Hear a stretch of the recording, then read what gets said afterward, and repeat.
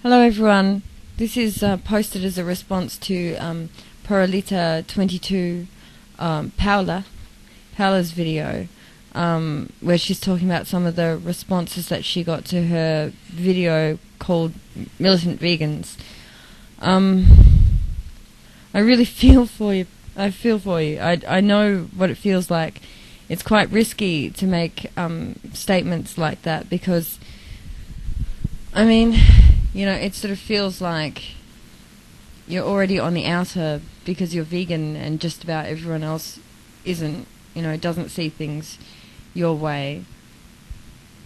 And then, you know, to come out and make a statement like that, which is similar to statements that I've made, you know, it feels like a risk, you know.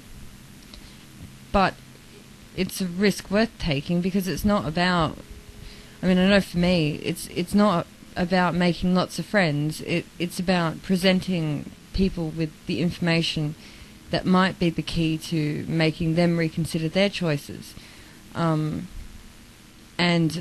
also, you know, what you're doing is presenting the information with information that might increase their effectiveness.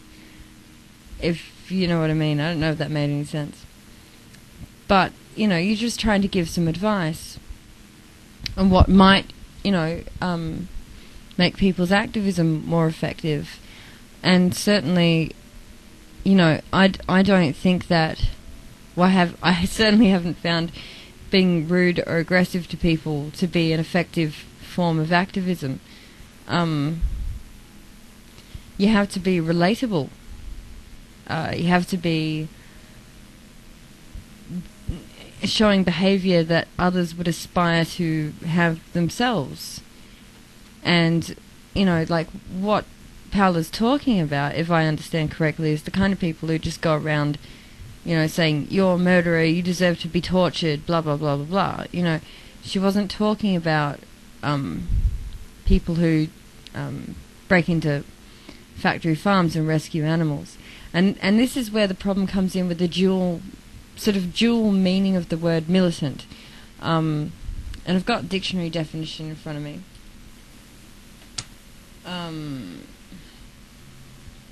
So, militant's an adjective. It has two meanings.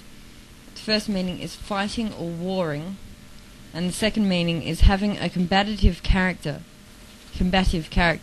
aggressive, especially in the service of a cause, as in a militant political activist. So, you know, in some arenas, militant is seen as just being like unwavering in your commitment to the cause that you're fighting for, which is, you know, sort of a noble virtue. And then in other arenas, or in other contexts, militant can just be sort of warring and combative for its own sake, you know. And this is something that I've talked about before. There's a difference between someone who is militant in a tactical manner and someone who is militant for the fun of it. People who just love a fight, really, when it comes down to it, or who aren't willing to take any control over over their emotions to be tactical. So I think that's where part of the confusion comes in. But I think that really, you know, even Bob and Jenna Torres, who do the Vegan Freaks radio podcast, which is awesome. I know I talk about it all the time, but it really is really cool. You know, they talk about this. They come out and say things, and they get all these messages, these emails saying, "Oh no, you're being divisive," because there are a lot of people who want this sort of a kind of cohesion that doesn't tolerate like disputes in terms of philosophy or tactics, but that kind of conformism it just isn't healthy for any kind of movement. You're not going to get progress. You're not going to get people brainstorming different strategies. You need to be able to discuss these things, you know, without people getting up in arms, basically. I mean, when it comes down to it, if someone else is an ethical vegan, they're on the same side as you. You know, they might be using different strategies, but they're on the same side. And we should recognise that and not fight with each other. But on the same hand, we do need to be able to discuss these things, because it is important for the effectiveness of our combined efforts. When it comes down to it, it's not about, you know, it's not about pride or this is how I like to do things. It's about what's most effective in getting people to decide to make changes in their lives. So yeah, that's my little speech.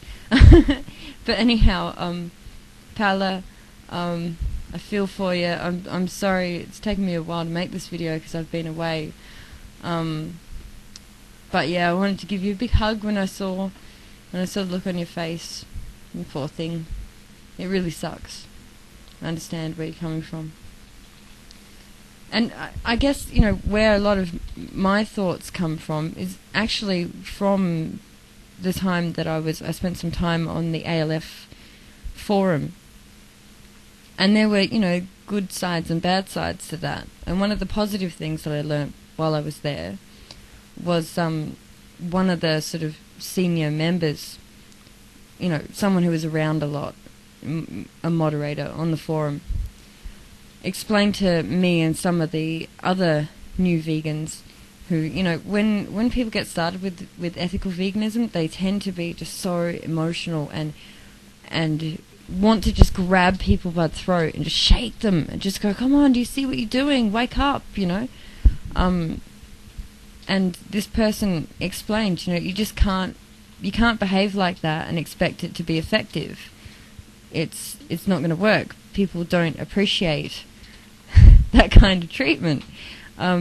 So one of the best strategies for getting people to think about what you're doing is to be, you know, the likable, caring, compassionate person that you are.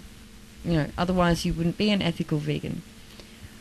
So basically, when it comes down to it, some of the what took me to where I'm at philosophically and in terms of my actions was actually inspired by militants from the ALF.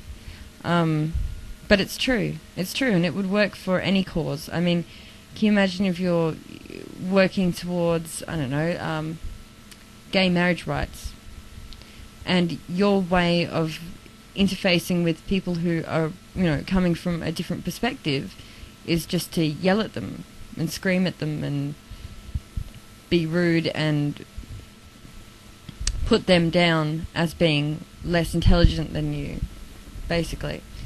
You're not going to get any of those people to consider to reconsider their opinions, because they're just going to think that you're an asshole. So I think it's pretty universal, really. So anyhow, I just thought I'd make this, and I'm sure there's a lot of people out there who are my friends or subscribers who'll relate to this issue, being that most of them are pretty active on YouTube in terms of relating to other vegans and, you know, watching vegan videos and reading through all the comments and all the rest of it. I'm sure we've all seen this kind of stuff before. Anyhow, I'll be back in a moment to make another video. So, me and Jamie send you big hugs, pal, and look after yourself, babe. Love ya.